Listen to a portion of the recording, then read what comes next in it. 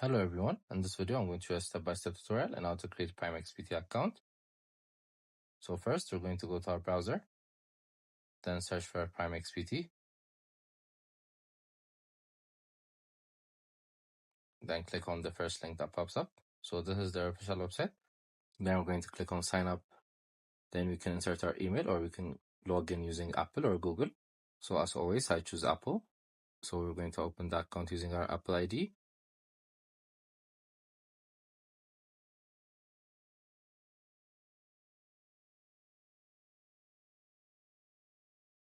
Then we're going to select our country of residence, then click on continue. Then as you can see, we've created our PrimeXBT account. So we can choose if we want a real account or a demo account. Then we can trade as much as we want. So this is how we do it. I hope you guys like this video. Subscribe for more, like for more, share for more. I will see you again. Goodbye.